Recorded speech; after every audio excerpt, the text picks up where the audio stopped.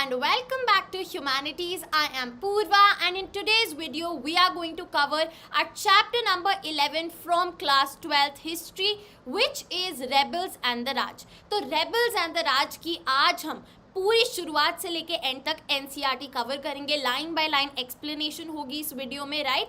So the revolt of 1857 and its representations. As you all know कि ये CUET के साथ साथ क्लास 12th बोर्ड्स पे भी फोकस करती है पूरी video. So make sure that you are watching the video till the end. पूरी अच्छे से क्लैरिटी आएगी, घबराना नहीं है, राइट.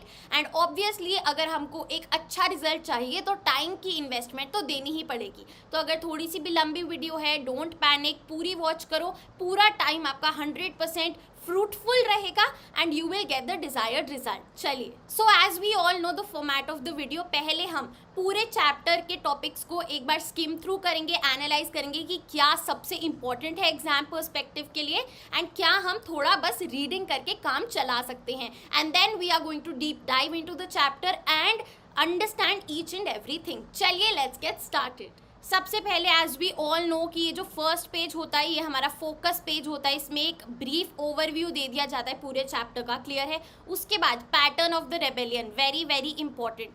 जो आपका क्वेश्चन आंसर आता है ना इस चैप्टर से, वो इसी पे बेस्ड होता है मोस्टली, ठीक है. 80% ऑफ द टाइम यहीं से आता है कि भैया what was the similar pattern followed by the rebels. Clear है. आगे चलते हैं. Lines of communication not that important but पता होना चाहिए. ये वाला पार्ट जो फर्स्ट पार्ट था इसका पैटर्न वाला, और ये लीडर्स एंड फॉलोअर्स वाला, वेरी वेरी वेरी इंपॉर्टेंट. इसमें मैं बताऊंगी कैसे क्या याद करना है, घबराने की बात नहीं है. आगे चलते हैं. र्यूमर्स एंड प्रोफेसीज, ये एकदम स्टोरी की तरह है, बहुत इजी है ये वाला चैप्टर ना, बिल्कुल बोरिंग नहीं है, आपको मजा आएगा पढ़ते वक्त, ठीक है. Why did people believe in rumours, this is important हमारा क्वेश्चन आंसर्स के पर्सपेक्टिव से. अवध इन रिवोल्ट, वेरी वेरी इंपॉर्टेंट. ये पूरा चैप्टर ना एक्चुअली स्टोरी की तरह है, तो इसमें बिल्कुल भी आपको प्रॉब्लम नहीं होगी समझने में, काफ़ी इजी है एंड काफ़ी फन है. अवध वाला बहुत इंपॉर्टेंट है ये पूरा पैराग्राफ. और cherry that will drop into our mouth one day, the life was gone out of the body. इधर से तो आता ही आता है प्रश्न, ठीक है, या फिर सब्सिडरी अलायंस शॉर्ट क्वेश्चन में आ जाएगा. आगे चलते हैं. ये पूरा वही तालुकदार्स वाला ओवरव्यू है यहाँ पे कि कैसे taluqdars were also a figure of repression.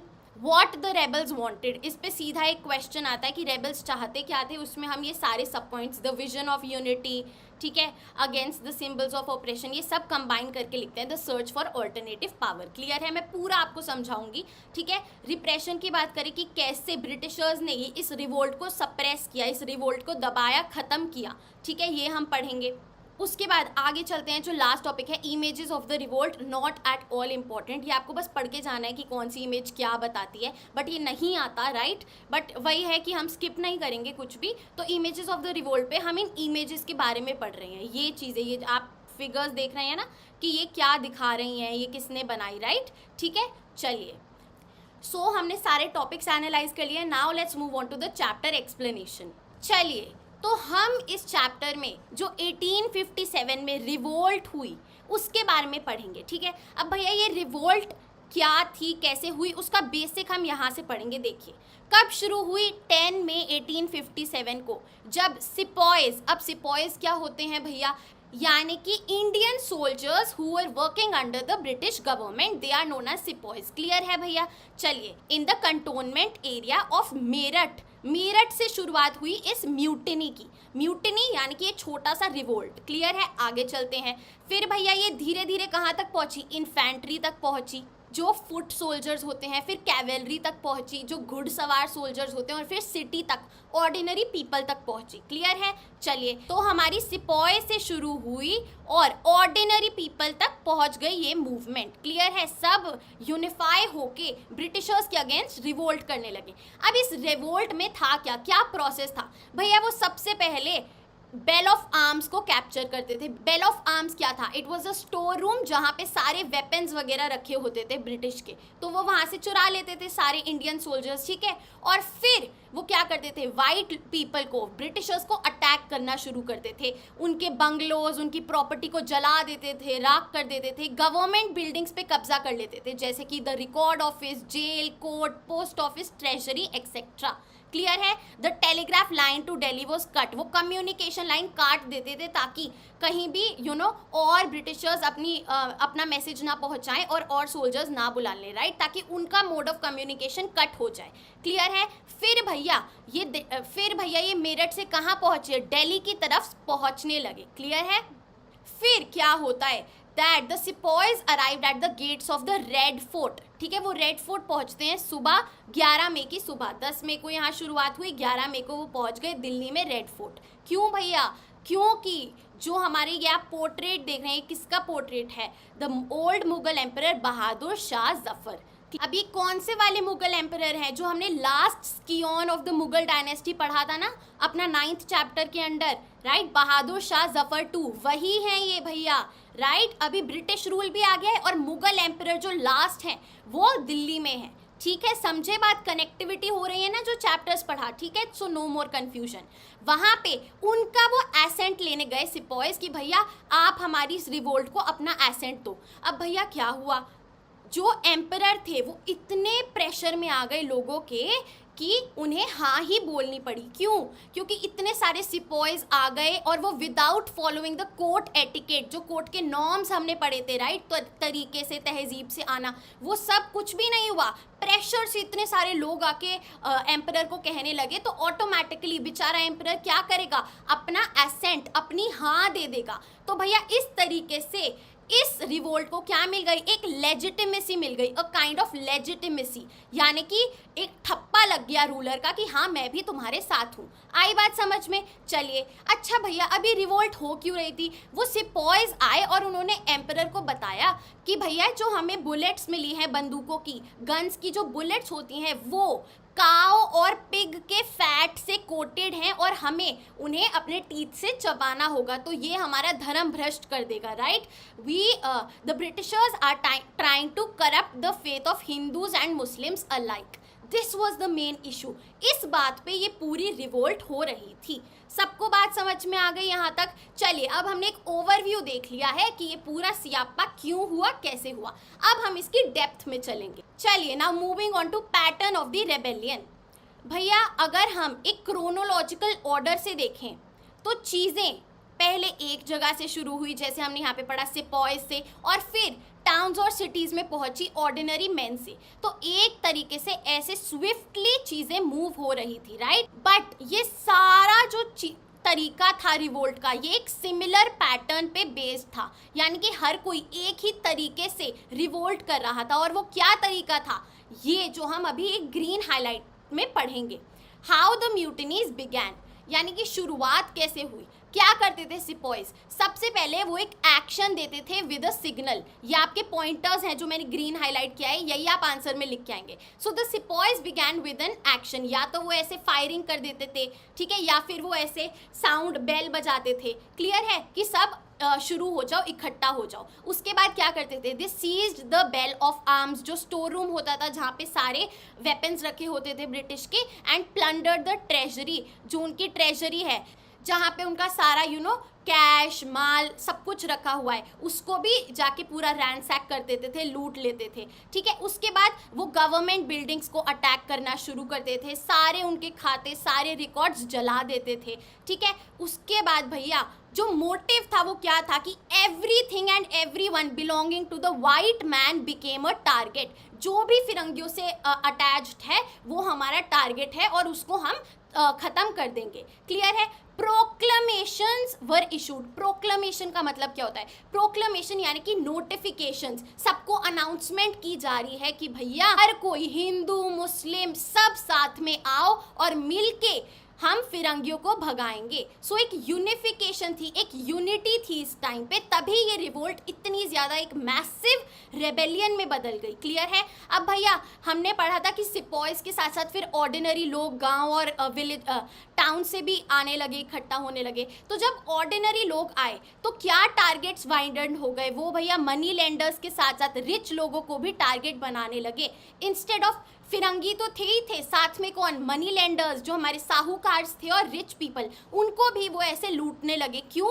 Because they saw them as oppressors and allies of the British, कि भैया ये तो ब्रिटिश लोगों के साथ हैं, इनके दोस्त हैं और इनके साथ मिलके हम पे रूल करते हैं। क्लियर है, ऐसे वाइडन हो रही थी ये मूवमेंट और उसके टारगेट्स। तो भैया this is how the mutiny quickly escalated into a rebellion. पहले इसको म्यूटिनी बोला गया पर फिर ये एक रेबेलियन में बदल गया, इसका स्केल बहुत ज़्यादा इन्हांस हो गया, लार्ज हो गया। क्लियर है, चलिए आगे चलते हैं। अब ऑब्वियसली इतने सडन तरीके से कोई भी रिवोल्ट होगी अगेंस्ट द ब्रिटिशर्स तो वो कुछ भी नहीं कर पाएंगे। सो मई और जून के महीने में तो ब्रिटिशर्स ने कुछ भी एक्शन नहीं लिया अगेंस्ट द रिबेल्स। उनका जो पूरा सिचुएशन था उसको क्या बोला गया, that the Britishers collapsed like a house made of cards. जैसे जब हम एक कार्ड ऐसे खड़े खड़े करके एक घर नहीं बना देते और एक कार्ड गिर जाए तो पूरा घर गिर जाता है, राइट, वैसे ही ब्रिटिशर्स का रूल एकदम कोलैप्स हो गया। ठीक है, उसके बाद देखिए अब हम चलते हैं लाइंस ऑफ कम्युनिकेशन पे कि ये जो सिमिलैरिटी इन पैटर्न है ये कैसे आई, हाउ इज इट पॉसिबल कि यहाँ पे सिपॉयज ने शुरू किया, फिर यहाँ के लोग भी इकट्ठा हो गए, फिर यहाँ भी हो गए और इवेंचुअली ये इतनी बड़ी आर्मी बन गई। ये कम्युनिकेशन थी कैसे? तो अगर इतनी सिमिलैरिटी है पैटर्न में तो ऑब्वियसली प्लानिंग और कोऑर्डिनेशन है लोगों के बीच में, ये तो ऑब्वियस है। ठीक है, so it is clear that there was communication between the sepoy lines. अब sepoy lines of various cantonments, अब सबके अलग अलग कैंटोनमेंट एरिया होते हैं, राइट। अगर एक कैंटोनमेंट एरिया का हमारा आर्मी का नाम है 7th अवध इरेगुलर कैवलरी, दूसरी का नाम है 48th नेटिव इन्फेंट्री, तो यहाँ से इधर कम्युनिकेशन पहुँच रही है। So it was by the 7th Awadh irregular cavalry जिन्होंने मना कर दिया कि हम ये न्यू कार्ट्रिजेस, ये न्यू बुलेट्स हम बिल्कुल भी एक्सेप्ट नहीं करेंगे, और इन्होंने यही मैसेज 48th नेटिव इन्फेंट्री को पहुंचा दिया कि भैया हमने ऐसा ऐसा डिसीजन लिया है, क्या आप इससे सहमत हैं? अच्छा, अब इसमें कंफ्यूज नहीं होना, ये नाम आपको याद नहीं करने हैं, ये बस वो जो बेस कैंप होता है उसका नाम होता है। इन्फेंट्री जो फुट सोल्जर्स होते हैं, कैवलरी जो घुड़सवार सोल्जर्स होते हैं, ठीक है, ऐसे नाम दिए गए हैं। चलिए आगे चलते हैं। How were these plans made, who were the planners? अब देखो कनेक्टिविटी तो एक कैवलरी से दूसरी इन्फेंट्री तक हो रही है, ठीक है, क्यों पास पास रह रहे सोल्जर्स अपना संदेश पहुंचा पा रहे हैं। ये प्लानिंग कैसे करी इन्होंने, कैसे कोऑर्डिनेशन आई? अब इसमें यहाँ पे एक इवेंट का एक्सप्लेनेशन दिया हुआ है कि एक कैप्टन हियर से थे जो अवध मिलिट्री पुलिस में थे और उन्हें इंडियन सबऑर्डिनेट्स ने प्रोटेक्शन दिया कि हम सर आपको कुछ नहीं होने देंगे इस रिवोल्ट में, आप चिंता मत कीजिए। But at the same time 41st native infantry जो थी, जो दूसरा बेस कैंप था, उन्होंने बोला कि ऐसे क्यों, हम तो सारे फिरंगियों को मार रहे हैं तो इनको भी मारेंगे। बट जो उधर के उनके सबऑर्डिनेट्स थे उन्होंने मना कर दी। तो ये मैटर कहाँ पे पहुँच गया? पंचायत में ऑफ द नेटिव ऑफिसर्स, जो इंडियन ऑफिसर्स थे, इंडियन। सो चार्ल्स बॉल ने लिखा कि भैया हमारा जो कानपुर में जो सिपॉय लाइंस थी उनमें panchayat was a Knightley occurrence. तो इससे हमें पता चल रहा है कि ठीक है, वो लोग ग्रुप में साथ बैठते थे और कलेक्टिवली डिसीजंस लेते थे। सो मे बी प्रोबेबली वहाँ पे कोऑर्डिनेशन एंड प्लानिंग हो जाती थी। ये हमारा सोर्स निकल के आया है। ऑब्वियसली हम हिस्ट्री पढ़ रहे हैं तो we cannot be certain कि हाँ ऐसा हुआ होगा, हमें अंदाज़ा लगाना पड़ता है। क्लियर है? दस the sepoys were the makers of their own rebellion. Clear है, वो अपने खुद के डिसीजंस ले रहे थे, कोई और आके उनको भड़का नहीं रहा था। They were the own decision makers. चलिए अब हम चलते हैं लीडर्स एंड फॉलोअर्स पे कि ये जो रिवोल्ट हुई, क्या इसमें कोई लीडर्स थे, कोई ऐसे भी लोग थे जो इन पूरे सिपॉयज एंड ऑर्डिनरी मैन को एक ऑर्गेनाइज्ड वे में चलना सिखा रहे थे, रिवोल्ट करना बता रहे थे, जो लीड कर रहे थे इस मूवमेंट को। क्लियर है? तो भैया ऑब्वियसली ब्रिटिशर्स को फाइट करने के लिए leadership and organisation were required. हमें एक ऑर्गेनाइज तरीके से चलना पड़ेगा और एक लीडर ही वो सबको गाइड कर सकता है। ठीक है, सो क्या किया? So the rebels turned to those जो पहले से लीडर्स थे even before the British conquest. Britishers से आने से पहले भी जो लीडर्स रह चुके हैं उनको उन्होंने अपॉइंट किया, कि इन्होंने रेबेल्स ने, सिपॉयज ने, ऑर्डिनरी मैन ने। क्लियर है? चलिए सबसे पहले क्या हुआ था? That the sepoys rush to Delhi and old Mughal emperor Bahadur Shah Zafar two को उन्होंने एक लीडरशिप दे दी और एक लेजिटिमेसी गेन कर ली इस पूरी मूवमेंट पे कि भैया that the emperor has also given the assent that he is with us एंड अब हम किसी से डरेंगे नहीं, हमारे पास एक ठप्पा है। क्लियर? उसके बाद देखिए अब हम अदर माइनर स्केल जो अलग अलग जगहों पे लीडर्स बने वो पढ़ेंगे। यहाँ पे जो हाईलाइटेड चीज़ें हैं वो हम कनेक्ट करेंगे, आप अपने नोट्स में सिंपली लिख लीजिएगा। देखिए, इन कानपुर कौन था, तो यहाँ पे हम लिख देंगे Kanpur. Nana Sahib was made the leader, clear है, और वो कौन थे, he was the successor of Peshwa Bajirao two. तो कानपुर से नाना साहिब को लीडर अपॉइंट किया रेबेल्स ने। उसके बाद झांसी में कौन थी लीडर, झांसी की रानी। ये सारे लीडर्स कोई खुद से आगे नहीं आए, ये पॉपुलर प्रेशर के अंडर लोग उन पे ऑलरेडी इतना यकीन कर रहे हैं, इतनी आशाएं जुड़ी हुई हैं नॉर्मल लोगों की उनके साथ, तो उन्हें ये लीडरशिप अज्यूम करनी ही पड़ी। ठीक है, तो झांसी से हमारी झांसी की रानी, ये पिक्चर आप देख सकते हैं, रानी लक्ष्मीबाई, क्लियर है। उसके बाद देखिए बिहार में कुंवर सिंह ने लीडरशिप ली। ठीक है भैया, चलिए यहाँ पे हमने लिख दिया। ये आपको बहुत क्लियर होना चाहिए क्योंकि ये मैप वर्क के लिए भी इंपॉर्टेंट है एंड आंसर भी लीडर्स एंड फॉलोअर्स पे आ जाता है। अवध में after the annexation of Awadh, जो हम अभी आगे पढ़ेंगे, उसमें कौन लीडर उभर के आया, बिरजिस कदर। ठीक है, तो अवध में the leader was Birjis Qadr, clear है, a young son of the nawab. ठीक है, the young son of the nawab. चलिए अब आगे चलते हैं। अब हम देखेंगे कि ज़रूरी नहीं कि आपको पहले से ही लीडर होना है, काफ़ी सारे ordinary man and women and religious man ने भी लीडरशिप अज्यूम करी। कैसे भैया, मेरठ में एक फ़कीर थे जो काफ़ी बार एलिफेंट पे राइड करते हुए दिखे, जो सिपॉय से काफ़ी फ्रीक्वेंटली मिलते थे। तो मेरठ में एग्जाम्पल किसका है, हमारे पास फ़कीर का। चलिए आगे चलते हैं। लखनऊ में many religious leaders and self styled profits also preach the destruction of British rule. तो लखनऊ में religious leaders and self style profits. उसके बाद लोकल लीडर्स, ये बहुत इंपॉर्टेंट है। कौन कौन थे लोकल लीडर्स हमारे भैया, शाहमल, शाहमल इन उत्तर प्रदेश, क्लियर है। Shah Mal mobilise the villagers of pargana Baraut in Uttar Pradesh. Uttar Pradesh में एक सब डिस्ट्रिक्ट में बरूत में शाहमल ने लीडरशिप ली। और Gunu, A tribal cultivator of Singhbum in Chota Nagpur became a rebel for the coal tribals in the region। ये पूरा हमारा CUET के लिए भी बहुत इंपॉर्टेंट है क्योंकि MCQ आ सकते हैं इस पे, क्लियर है, सब कुछ समझ आ गया। चलिए अब हम चलते हैं र्यूमर्स एंड प्रोफेसीज पे।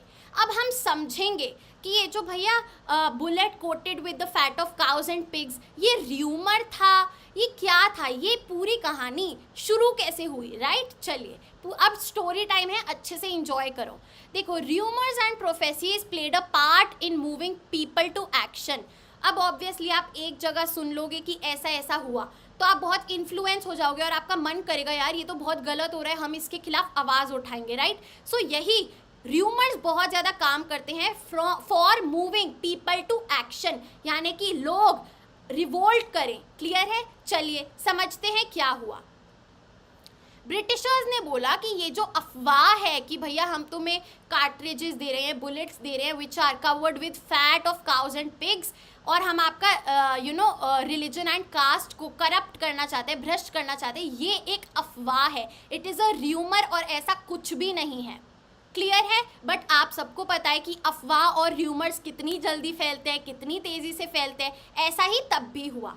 अब ये ऐसी अफवाह है जिसका ओरिजिन ट्रेस हो सकता है, जिसका हम रूट्स पे जा सकते हैं कि ये शुरू कहाँ से हुई। तो क्या हुआ कि एक लो कास्ट खलासी ने एक ब्राह्मण सिपाही, एक ब्राह्मण सोल्जर से पानी मांग लिया कि आप प्लीज़ मुझे पानी पिला दोगे अपने लोटे से। ब्राह्मण ने कहा, हाय क्या बोल रहे हो, मेरा लोटा भ्रष्ट हो जाएगा, मेरा लोटा तो डिफाइल हो जाएगा, गंदा हो जाएगा, मैं तुम्हें पानी नहीं पिलाऊंगा, because the lower caste touch would defile the Brahman's lota, जो अनटचेबिलिटी में तब बिलीव करते थे, क्लियर है। तो क्या हुआ, रिस्पॉन्स में खलासी ने क्या बोला कि मैं तेरा लोटा खराब कर रहा हूँ, अब देखना ब्रिटिशर्स तुम्हारा कैसे सारा रिलीजन भंग करेंगे, क्योंकि वो जो कार्ट्रिजेस हैं वो तो पिग और काव के फैट से कवर्ड हैं, ठीक है। उसने बदले में ऐसा बोल दिया और फिर एक बंदे को बोला तो समझो 100 लोगों को बोला, फिर 1000 लोगों को बोला, ये र्यूमर फैलता चला गया, क्लियर है। So this was the origin of this rumour, clear है। चलिए आगे चलते हैं। अब इस पैराग्राफ में हम देखेंगे that this was not the only rumour, और भी बहुत सारे र्यूमर्स फैल रहे थे उस टाइम। क्या क्या थे कि ये ब्रिटिश गवर्नमेंट तो बहुत बड़ी कॉन्स्पिरेसी बना रही है to destroy the caste and religion of Hindus and Muslims.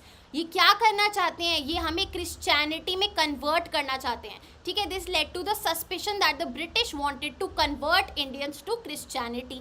आगे देखिए एक और अफवाह कि ब्रिटिशर्स ने आटा जो होता है ना उसमें bone dust of cows and pigs मिलाया है, तो एज अ कॉन्सिक्वेंस क्या होगा, सारे सिपॉय सारे लोग आटा लेना खरीदना बंद कर देंगे कि क्या पता ऐसा सच में हो। क्लियर है, ये कुछ अफवाहें थी जो उस टाइम फैल रही थी। The response to the call for action was reinforced by the prophecy. अभी तक तो र्यूमर्स पढ़े, अब प्रोफेसी क्या करी गई कि ऑन 23 जून 1857 क्या होगा, ब्रिटिश रूल खत्म हो जाएगा। सो ये सारे फैक्टर्स थे जो काफ़ी ज़्यादा ही इंस्टिगेट कर रहे थे इंडियन लोगों को अगेंस्ट द ब्रिटिश। क्लियर है। और भैया इस पैराग्राफ में क्या बताया गया है कि र्यूमर्स तो फैल ही रहे थे, साथ साथ में क्या फैल रही थी, रोटियां chapatis were being circulated from village to village, but इसका सिग्निफिकेंस हमें नहीं पता है। वी डोंट नो कि इसका मतलब क्या था, हम अभी तक डिकोड नहीं कर पाए हैं। क्लियर है। चलिए, why did people believe in rumours, very important, बहुत इंपॉर्टेंट है, क्योंकि इसमें आएंगे factors that led to the revolt of 1857। Rumours में कोई कब बिलीव करता है, जब उनके पास एक ग्राउंड है उसे बिलीव करने का, पहले से कुछ ऐसी चीज़ें करी हुई हैं ब्रिटिशर्स ने जिसके कारण इंडियंस अब जो भी अफवाह आ रही है उस पर बिलीव करें, हाँ यार ऐसा हो सकता है क्योंकि ये कर सकते हैं, क्योंकि इन्होंने पहले से ही इतना कुछ किया हुआ है हमारे साथ। ठीक है, तो अब क्या किया हुआ है, वो ग्राउंड क्या है, हम उसको एनालाइज करेंगे। So as mentioned by me, rumors circulate only when they resonate with the deeper fears and suspicions of the people। जब एक ग्राउंड है बिलीव करने का, राइट। चलिए, सबसे पहला जो फैक्टर है वो क्या है कि जो पॉलिसीज ब्रिटिशर्स तब निकाल रहे थे 1820s में, वो एक जरिया है टू बिलीव कि हाँ ऐसी रूमर्स वैलिड है। क्या थी वो पॉलिसीज, जो governor general lord William Bentinck ने क्या किया, अडॉप्शन किया policies at reforming Indian society. Indian society को मॉडर्नाइज किया जाए by introducing western education, western ideas and western institutions. This was one such policy. इससे हम ये भी समझ सकते हैं कि वो चाहते हैं हम उनके जैसा बन जाए, क्रिश्चियनिटी में कन्वर्ट हो जाएं। ठीक है, उसके बाद उन्होंने क्या किया, इसी के थ्रू, इसी पॉलिसी पे बेस्ड उन्होंने इंग्लिश मीडियम स्कूल्स, कॉलेजेस और यूनिवर्सिटीज़ को सेटअप करना शुरू कर दिया, जहाँ पे वो वेस्टर्न साइंसेज और लिबरल आर्ट्स पढ़ा रहे हैं। क्लियर है। उसके बाद क्या हुआ, सबसे बड़ी चीज़, that the British established laws to abolish customs like sati and the remarriage of Hindu widows, कि भैया अब हिंदू विडोज को परमिशन दे दी गई री मैरिज की, और सती जैसे क्रूअल कस्टम्स को हटा दिया गया। तो भैया अब कस्टम्स, जो एज ओल्ड प्रथाएं चली आ रही हैं, आप उसको चेंज करने की सोचेंगे। जो नॉर्मल पीपल है वो तो यही समझेंगे कि आप उन्हें कन्वर्ट करना चाहते हैं, आप उनको एकदम से बदल देना चाहते हैं। क्लियर है। उनको वो आपको as an oppressor, as an evil person ही देखेंगे कि आप उनके टोटली अगेंस्ट हैं। फिर आगे और चलते हैं बड़ी चीज़ों पे। क्या किया, पहले मैंने बताया था ना, बंगाल, बिहार, उड़ीसा, इन सब को कवर किया, इन सब को एनेक्सेशन, इन सब पे कब्जा किया। उसके बाद मिस गवर्नमेंट के बहाने देखे कि यहाँ पे गवर्नमेंट बिल्कुल अच्छे से काम नहीं कर रही है, और ये जो राजा ने अडॉप्ट किया था सन, ये नहीं बन सकता वारिस, ये किंग नहीं बन सकता क्योंकि ये इलीगल है, वो रिकॉग्नाइज नहीं कर रहे हैं इस अडॉप्शन को। इन दोनों बेसिस पे वो और टेरिटरीज को एनेक्स, उनको कॉन्कर करना, उन पे कब्जा करना शुरू कर दिया ब्रिटिशर्स ने। और इनमें से कौन सी एक टेरिटरी थी, अवध। क्लियर है। अवध की जो एनेक्सेशन हुई थी बाय द ब्रिटिशर्स, वो एक बहुत बड़ा रीजन था of people believing all the rumours. Clear है। अभी हम आगे पढ़ेंगे एनेक्सेशन ऑफ अवध कैसे, क्या, क्यों हुआ, और वहाँ पे कब्जा करके क्या किया, ब्रिटिशर्स ने खुद की पॉलिसीज इंट्रोड्यूस करी, अपना खुद का system of administration, own laws and their own methods of land settlement and land revenue collection. Clear है। चलिए तो भैया ये वो रीजंस है जिसके कारण एक अनसर्टेनिटी क्रिएट हुई and rumours spread with remarkable swiftness. बहुत आसानी से र्यूमर्स फैल रहे थे और लोग उन्हें बिलीव कर रहे थे। क्लियर है? चलिए अब हम चलते हैं अवध पे कि भैया रिवोल्ट के टाइम अवध में क्या हुआ। अब अवध कहाँ पे है ये आप देख सकते हैं। दिस इज अवध, एकदम लखनऊ के पास, उत्तर प्रदेश में। क्लियर है? मैप ये सबसे इंपॉर्टेंट मैप है। Okay, a cherry that will drop into our mouth one day, ये किसने बोला? ये लॉर्ड डलहौजी जो 1851 में गवर्नर जनरल थे, उन्होंने बोला। किसके लिए? अवध के लिए, कि अवध तो एक चेरी है जो बहुत जल्दी हमारे मुंह में ड्रॉप करेगी, यानी कि हम उस पर कब्जा कर लेंगे। सो 1856 में 5 साल बाद फाइनली क्या हुआ? ब्रिटिश एम्पायर ने अवध पे भी कब्जा कर लिया फॉर्मली। क्लियर? कैसे किया ये? काफ़ी स्टेजेस में ये कॉन्क्वेस्ट हुई। सबसे पहला स्टेप क्या था? सब्सिडियरी अलायंस इम्पोज कर देना अवध पे इन 1801। सब्सिडियरी अलायंस क्या होता है? ये पूरा बॉक्स है, समझाया गया है कि इसमें सबसे पहले तो नवाब की जो आर्मी थी, जो उनके पास मिलिट्री फोर्स थी, उसको उनसे छीन लिया गया।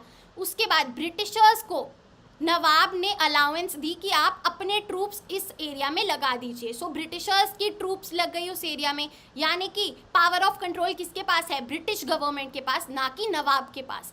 और वो किसके अकॉर्डिंगली सारी फैसले लेंगे? ब्रिटिश रेसिडेंट्स के अकॉर्डिंग, जो अब कोर्ट का हिस्सा बन चुके हैं। सो सारी पावर कहाँ शिफ्ट हो गई? नवाब से ब्रिटिश गवर्नमेंट की तरफ।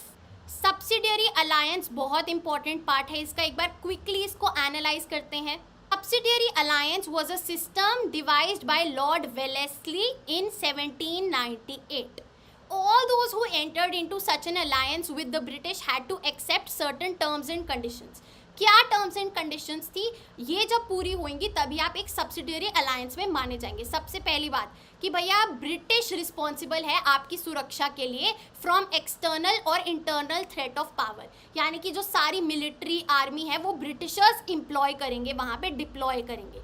क्लियर है? In the territory of the ally, for example Awadh, British armed contingent would be station, यानी कि ब्रिटिशर्स की आर्मी ट्रूप्स खड़े होंगे वहाँ पे। यानी कि जो अवध है वो नवाब ही उनका खर्चा पानी करेगा। किसका? जो ट्रूप्स एम्प्लॉयड है बाय द ब्रिटिशर्स। उसके बाद जो भी डिसीजन ये अलाय अवध कुछ भी अगर करना चाहेगा वो पहले ब्रिटिशर्स की परमिशन सीख करेगा। तो जैसे हमने पढ़ा ये सारी चीज़ें अवध पे लगा दी गई थी in the year 1801। This can be seen as the first step of annexation. So as a consequence क्या हुआ? The Nawab became increasingly dependent on the British to maintain law and order within the kingdom. ठीक है? He could no longer assert control over rebellious chiefs and taluqdars.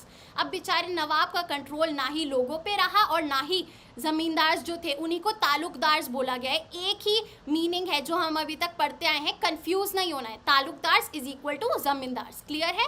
चलिए अब देखिए Britishers क्यों हड़पना चाहते थे अवध को, वो क्यों कब्जा करना चाहते थे? सबसे पहली चीज़ तो वहाँ का जो सॉइल था, जो वहाँ की मिट्टी थी, वो इंडिगो प्रोडक्शन के लिए बहुत अच्छी थी और साथ ही साथ कॉटन के लिए भी। So this region was ideally located to be developed into the principal market of upper India, कि ये एक ऐसा रीजन है जो मेन मार्केट बन सकता है अपर नॉर्थ इंडिया के लिए। सबसे पहला रीज़न ये था। और दूसरा रीज़न कि भैया अवध के टेक ओवर से क्या होगा? एक complete process of territorial annexation complete हो जाएगा, ख़त्म हो जाएगा। जो शुरुआत बंगाल से हुई थी वो अब अवध पे आके ख़त्म हो जाएगी। क्लियर है? आप यहाँ देख सकते हैं ये जो ऑरेंज कलर में है वो टेरिटरीज अंडर ब्रिटिश कंट्रोल हैं। तो देख रहे हैं ये सारा यहाँ से लेके अब अवध कंट्रोल हो जाएगा तो ये सारा भी हो जाएगा cover under the British territory.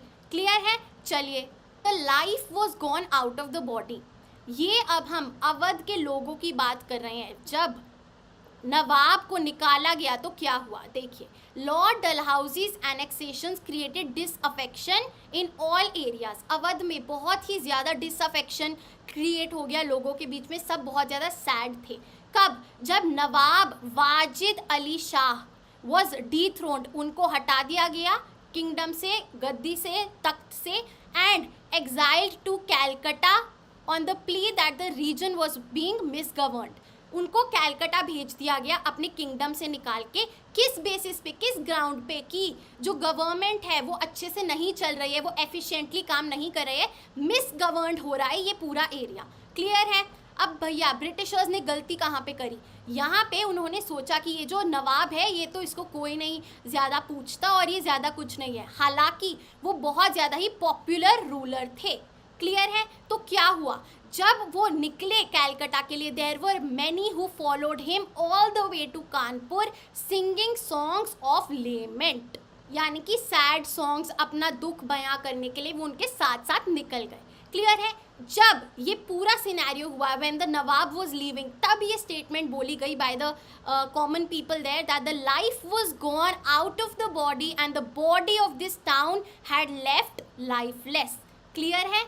चलिए, this was the impact of the dethroning of Awadh nawab. चलिए, और ऐसे ही एक और फोक सॉन्ग था जिसमें बोला गया the honourable British English came and took the country, अंग्रेज बहादुर आए मुल्क लाई लिन हो। ठीक है। चलिए, अब भैया ये सारा सीन तो हुआ ही हुआ, साथ में इमीडिएट मटेरियल लॉस भी हुआ। अभी तक इमोशनल हमने पढ़ा और कैसे वो कनेक्टेड थे जो सब्जेक्ट्स हमारे रूलर से, नवाब से, वो पढ़ा। अब पढ़ेंगे कि उनको क्या नुकसान हुआ, मटेरियल लॉस क्या हुआ। अब नवाब गए तो उनके जो कोर्ट में लोग थे उनका भी उनको भी निकाल दिया गया, उनका कोर्ट, उनका कल्चर, सब कुछ खत्म हो गया। Thus a whole range of people, musicians, dancers, poets, artisans, cooks, retainers and administrative officials lost their livelihood. Clear है। उन सबको निकाल दिया गया कोर्ट से, उनकी नौकरी चली गई और उनको इतना सारा मटेरियल लॉस हुआ, क्योंकि अब वो अपना घर कैसे चलाएंगे, काम कहाँ से ढूंढेंगे। Clear. Firangi raj and the end of the world. सारे जो सिपॉइज थे, सारे princes, taluqdars, peasants and sepoys, उनका एक ही एम था, that firangi raj has led to their end of the world. अब उन्हें इस फिरंगी राज को हटाना है, और जैसे वो पहले रहते थे मुगल एम्परर के टाइम पे जो सब कुछ था, उन्हें वही वापस एस्टैब्लिश करना है। So the revolt became an expression of popular resistance to an alien order. Alien order यानी कि बाहर के लोग, फिरंगी आके हम पे कब्जा कर रहे हैं, हमें बाहर के उसूलों के हिसाब से नहीं रहना, हम जैसे पहले रहते आए हैं बिफोर द ब्रिटिश कंट्रोल, हमें वैसे ही रहना है और उसी में हम खुश हैं। क्लियर। अब देखिए, नवाब को तो डिस्प्लेस किया ही किया, ब्रिटिशर्स ने तालुकदार्स को भी डिस्पोजेस कर दिया। तालुकदार्स कौन है, जमींदार्स। ठीक है, जो अभी तक पिछले चैप्टर में हमने जमींदार्स और तालुकदार्स पढ़े हैं, राइट, जो क्या करते थे, डिस्ट्रिक्ट के एक एरिया पे कंट्रोल करते थे, उनके अंडर वो रेवेन्यू कलेक्शन करते थे।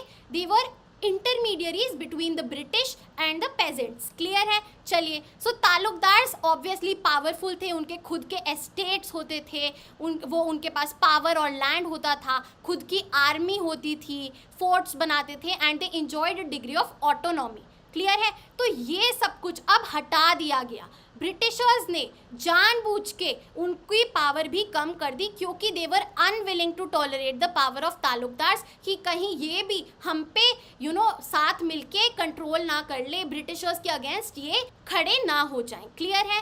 तो तालुकदार्स के साथ भी डिसआर्मामेंट की गई and their forts were destroyed, उनसे सारी उनकी आर्मी छीन ली गई और जहां वो रहते थे उनसे वो लैंड छीन लिया गया। फिर क्या किया, the British land revenue policy, एक ऐसी लैंड रेवेन्यू पॉलिसी निकाली जो फर्दर उनकी पोजीशन को एकदम कम कर देती है, उनकी अथॉरिटी को हटा देती है। कौन सी पॉलिसी थी? The first British revenue settlement known as the summary settlement of 1856। Very important, summary settlement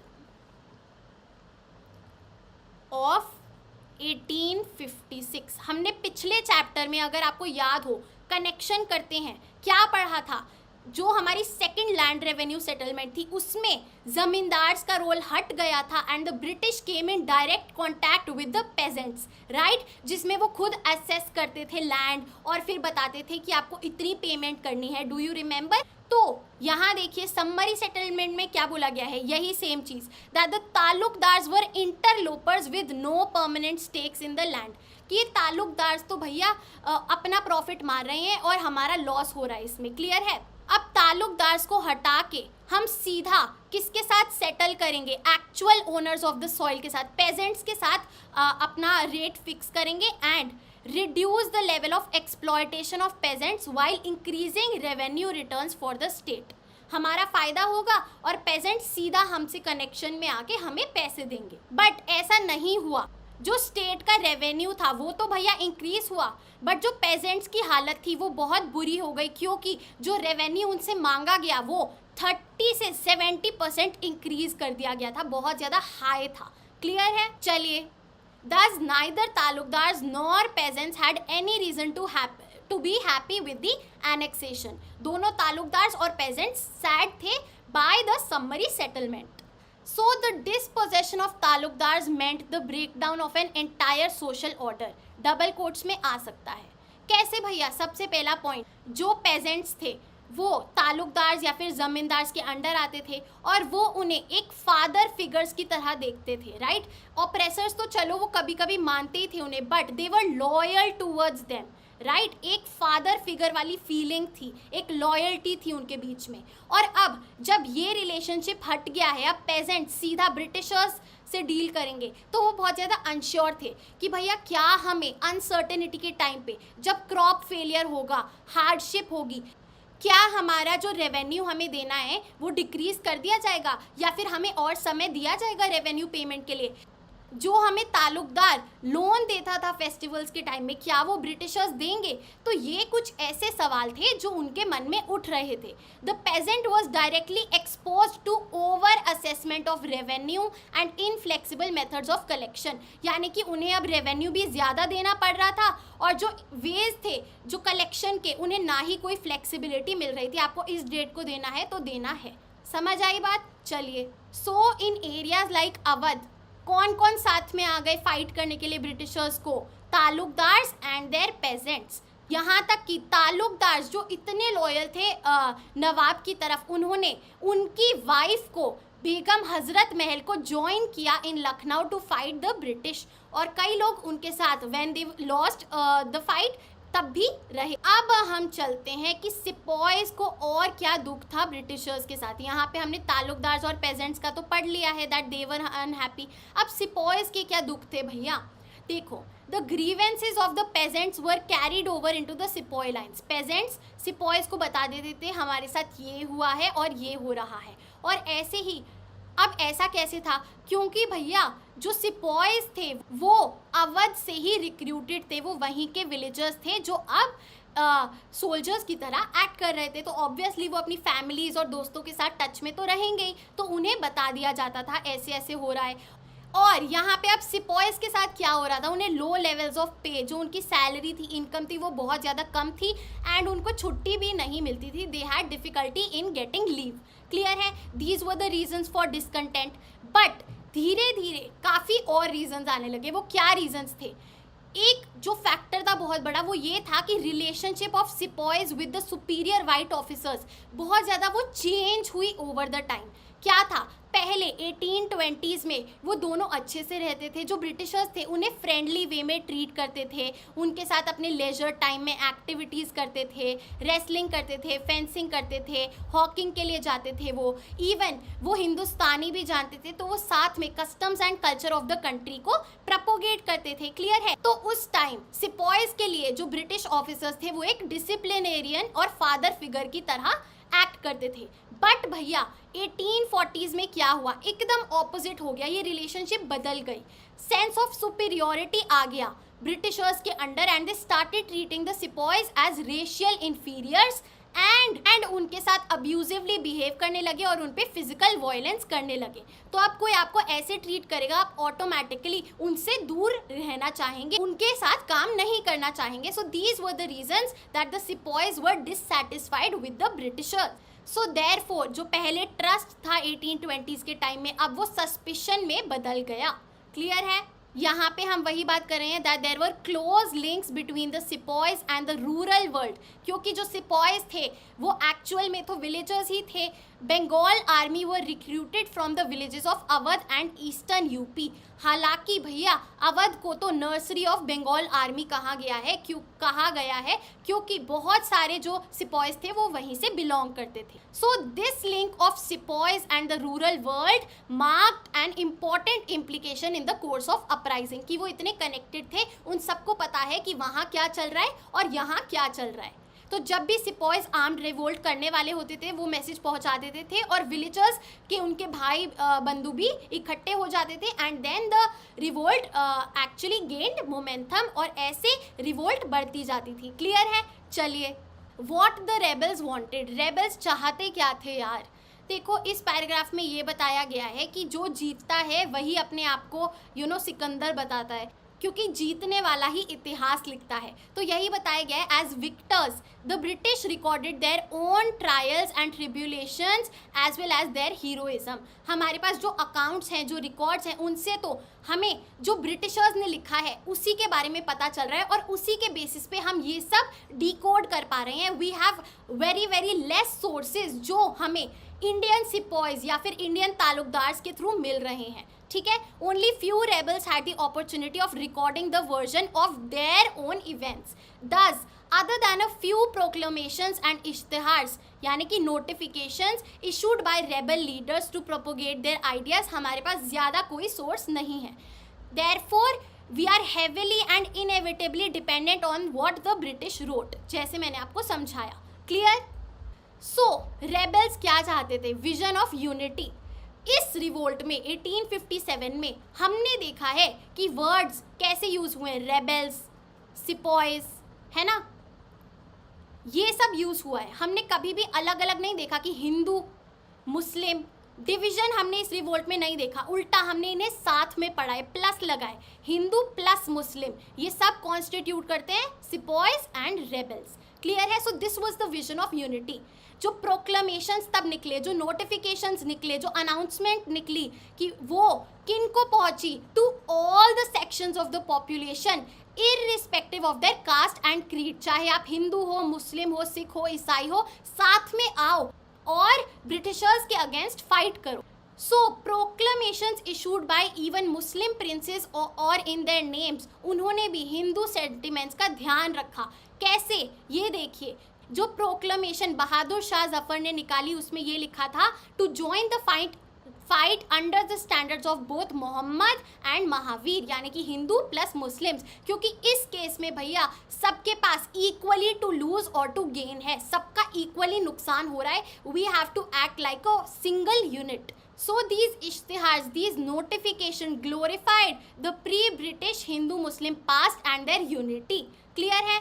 However, Britishers ने बहुत चाहा कि हम इनके अंडर डिसअफेक्शन और भेदभाव क्रिएट करते हैं। ऐसी चालें चली कि उन्होंने उत्तर प्रदेश में 50,000 रुपीज़ लगाए to incite Hindu population against Muslims, but ये फेल हो गया। क्लियर है? सो एक विजन ऑफ यूनिटी बहुत बड़ा फैक्टर था in the success of this revolt. जो ये आजमगढ़ प्रोक्लेमेशन है, ये बहुत इंपॉर्टेंट सोर्स है। मैंने जैसे बताया कि आप सारे सोर्सेज को बस एक बार रीड करके चले जाओ, वो एनफ रहेगा, आपको अलग से प्रैक्टिस करने की ज़रूरत नहीं है। आगे चलते हैं। फर्स्ट पॉइंट हमारा यूनिटी वाला था। सेकंड पॉइंट क्या है हमारा? Symbols of operation.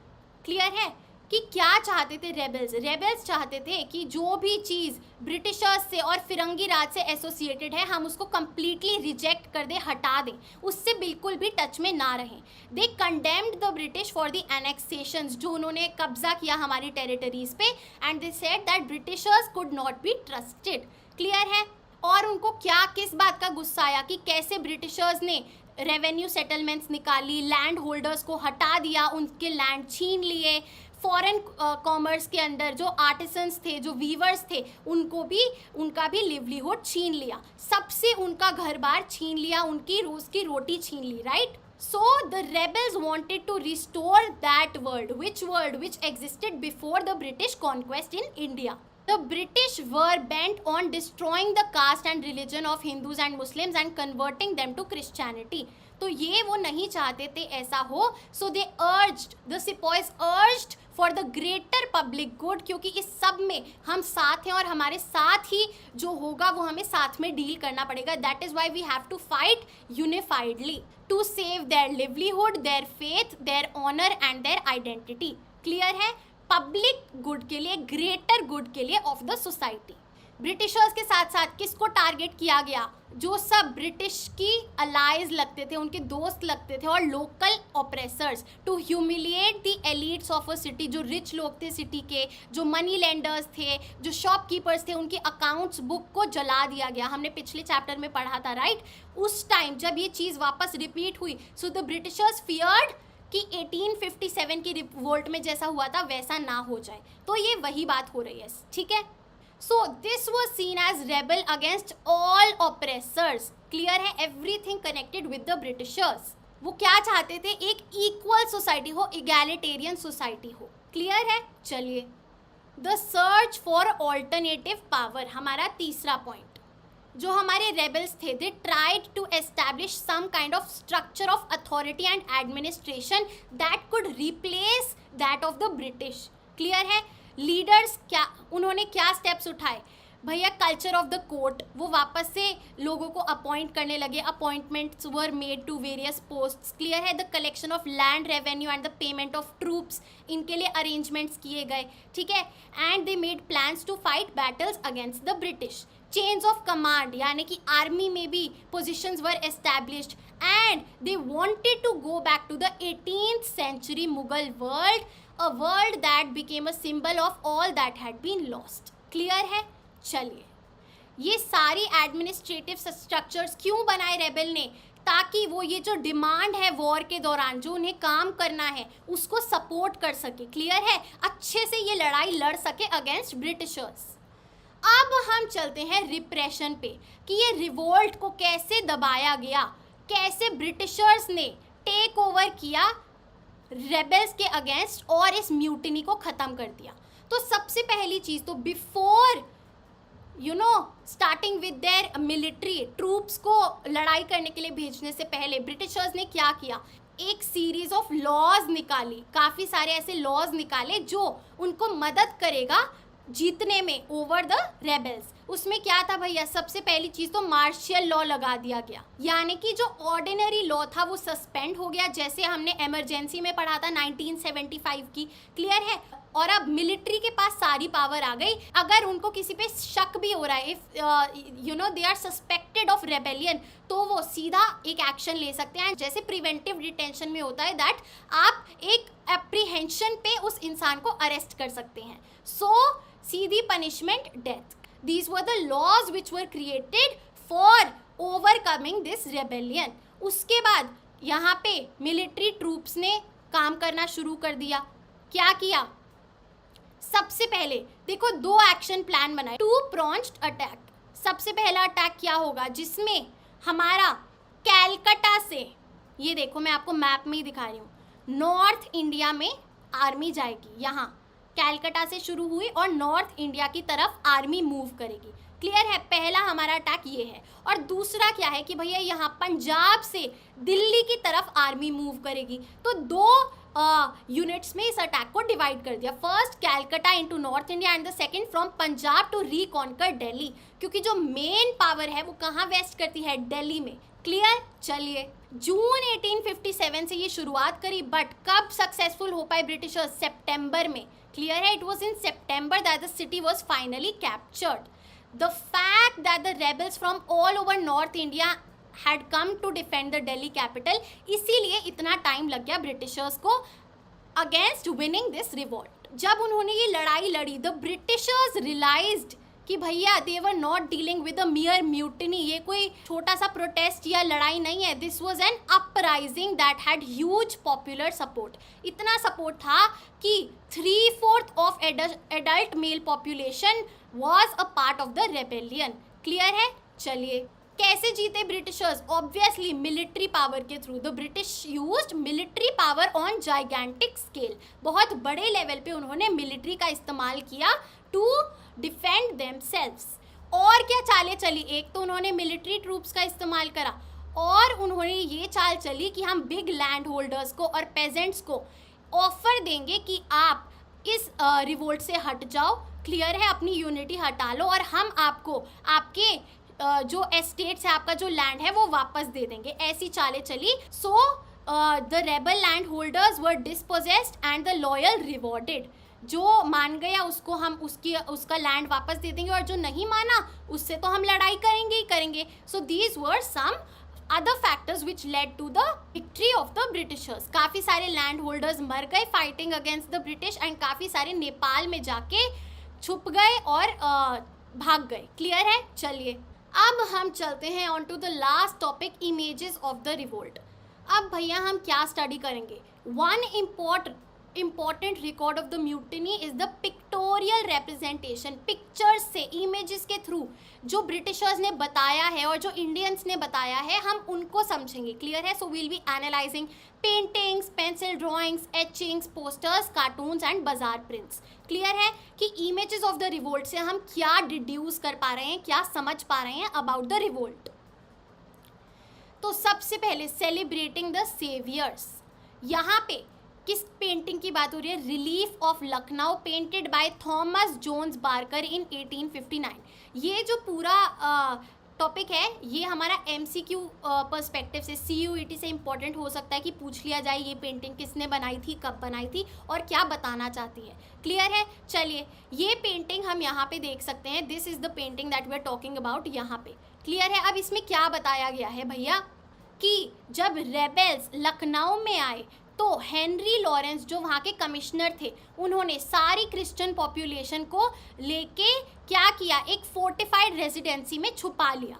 क्लियर है? लॉरेंस खुद तो मर गए बट जो रेजिडेंसी थी वो सेफ रही बाय अदर ब्रिटिशर्स। क्लियर है? उसके बाद क्या हुआ, सितंबर में जेम्स आउटरैम एंड हेनरी हैवलॉक आए, उन्होंने रेबल फोर्सेस के अगेंस्ट फाइट करी एंड ब्रिटिशर्स को जितवा दिया। क्लियर है? इसमें सारी ब्रिटिशर्स की तारीफ है क्योंकि उन्हीं की पेंटिंग्स है ये। क्लियर है?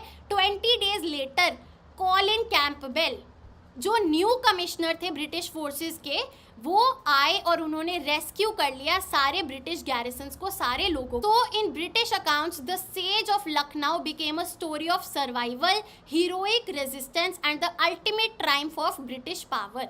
ये पूरा जो सीन है ये कब का है? जब भैया कैंपबेल आए, कॉलिन कैंपबेल आए और उन्होंने सबको वहाँ से बचा के निकाल लिया।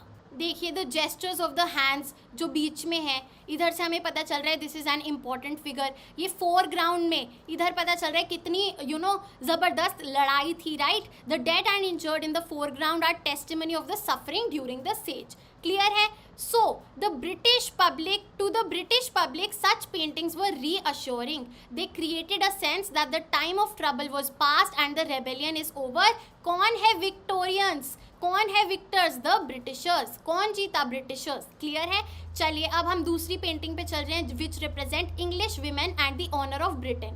ये हमारी वो पिक्चर है, इसमें दिखाया है कि बच्चों और विमेन के साथ कितना बुरा हुआ ड्यूरिंग द रिवोल्ट। ठीक है? रेबल्स ने उनके साथ बहुत गलत किया। सो इस पेंटिंग का नाम है in memoriam and it was painted by Joseph Noel Paton. ठीक है? हाउएवर इसमें कोई जिक्र नहीं किया गया है रेबल्स का, बट यहाँ हम देख सकते हैं कि ब्रिटिश आर्मी उनको बचाने आ रही है। क्लियर है? It represents the rebels as violent and brutish even though they remain invisible in the picture. Clear? आगे चलते हैं। अब इधर 11.12 फिगर में अभी हम देख सकते हैं कि एक हीरोइक फिगर दिखाया गया है विमेन को, that they are defending themselves against the attack of rebels. Clear है? मिस व्हीलर की ये जो पेंटिंग है, this demonstrates that women were able to defend their honour single handedly killing and attacking the rebels. Clear है? Obviously क्योंकि Britishers की painting है, rebels here were demonised कि वो बहुत क्रूअल थे, बहुत गंदे थे और they attacked women and children as well. Clear है? ये जो बुक नीचे पड़ी है this is called the Bible. Clear? चलिए so this is represented as a battle to save the honour of Christianity. Clear है? चलिए आगे चलते हैं। वेंजियंस एंड रेट्रीब्यूशन कि भैया ब्रिटिशर्स बदला ले रहे हैं। क्लियर है? एक रिवेंज की भावना आ रही। तो यहाँ पे 11.13 फिगर में an allegorical female figure of justice, इस फीमेल फिगर को क्या दिखाया गया है, जस्टिस दिखाया गया है with a sword in one hand and a shield in the other. Her posture is aggressive, her face expresses rage and the desire for revenge, कि वो रिवेंज ले रहे हैं सिपॉयज से. क्लियर है. और बैकग्राउंड में क्या है, mass of Indian women with children cower with fear. So इस पिक्चर से हम एक रिवेंज की भावना देख सकते हैं, वेंजियंस की. क्लियर है. चलिए आगे चलते हैं. The performance of terror. ये काफ़ी सारी पिक्चर्स इधर बुक में अपलोडेड नहीं है, you can check your own text book for that. Clear है. चलिए, the performance of terror, the urge of vengeance यानी कि बदला, रेट्रीब्यूशन. क्लियर है. Revenge was expressed in the brutal way in which the rebels were executed. Clear है. जैसा वो rebels के साथ बिहेव करते थे, they were blown from guns, hanged from the gallows, उनको टांग दिया जाता था. Images of these executions were widely circulated through popular journals. Clear. चलिए ये पिक्चर देखिए, यहाँ पे ये लायन जो है ये ब्रिटिश वेंजियंस, ब्रिटिश का बदला दिखा रहा है, उनका उनका रिवेंज दिखा रहा है. और यहाँ पे है Bengal tiger representing the rebels. Clear. चलिए, नो टाइम फॉर क्लेमेंसी यानी कि माफ़ी, मर्सी, लीनियंसी. क्लियर है. क्या हुआ भैया, जब गवर्नर जनरल कैनिंग ने बोला कि अब हमें इनके साथ थोड़ा लीनियंटली डील करना चाहिए सिपॉयज के साथ, तभी वो वापस लॉयल्टी गेन बैक कर पाएंगे फॉर अस. तो उनको बहुत ज़्यादा ही मजाक उड़ाया गया कि ऐसा कैसे हो सकता है. ब्रिटिश प्रेस ने बहुत मॉक किया किसको, जनरल कैनिंग के इस एक्सप्रेशन को, that it is time for clemency, leniency, mercy, उनको माफ़ कर देना चाहिए और ह्यूमनली उनके साथ डील करना चाहिए. तो इस पे बहुत सारे कार्टून्स बने.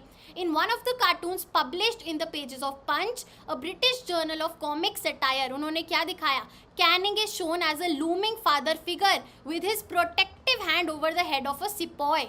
क्लियर है कि वो कैसे प्रोटेक्ट करना चाह रहे हैं इंडियन सिपॉयज को, who still hold an unsheathed sword in one hand and a dagger in the other, जो बल्कि ब्रिटिशर्स को मारना चाह रहे हैं. एक आयरॉनिक सिचुएशन दिखाई गई है, both dripping with blood. Clear है. ऐसे एक डिस्क्रिप्शन दिया गया है इन इमेजेस का under this chapter. Moving on to the last topic, nationalist imageries. अब हम इंडियन इमेजेस देखेंगे which represent the idea of the sepoys and the rebels. जो हमारी 1857 की वॉर थी, it was celebrated as the first war of independence in which all sections of the people of India came together to fight against the imperial rule, to fight against the British rule. Art and literature have helped in keeping alive the memory of 1857. The leaders of the revolt presented as heroic figures leading the country into battle. यहाँ पे हम देख सकते हैं झांसी की रानी, है ना, कैसे उनका एक पिक्चर बनाया हुआ है, एक लीडर की तरह दिखाया गया है रिवोल्ट के अंडर. हीरोइक पोएम्स लिखी जाती थी उनके बारे में. ठीक है. अबाउट द क्वीन, वो कितनी पावरफुल थी, वो कितनी करेजियस थी, with the sword in one hand and the reins of her horses in the other. ये डिस्क्राइब किया गया है इस पिक्चर को. क्लियर है. Rani of Jhansi was represented as a masculine figure chasing the enemy, slaying British soldiers and valiantly fighting till her last. ठीक है भैया. हम सब कैसे बड़े हुए हैं, हमने क्या सुना है, खूब लड़ी मर्दानी वो तो झांसी वाली रानी थी, सबने सुना है. लाइक कितनी फेमस ये पोएम्स हैं, सेइंग्स हैं और पेंटिंग्स हैं जो अभी तक जेनरेशंस और जेनरेशंस को इंस्पायर करती हैं. Right. So like a man she fought, she was the Rani of Jhansi. Clear. In popular prints, Rani Lakshmi Bai is usually portrayed in battle armor with a sword in one hand and riding a horse. Clear है. A symbol of the determination to resist injustice and alien rule. Done. चलिए. So this was all about our chapter number 11 Rebels and the Raj. हमने बहुत कुछ सीखा about the revolt of 1857, how it was shaped, क्या outcome था, क्या क्या emotions थे and who were the leaders involved. So guys, that is it for today's video. I hope you liked it. हमेशा की तरह मैं बोलती हूँ, बहुत एफर्ट लगता है, बहुत मेहनत लगती है.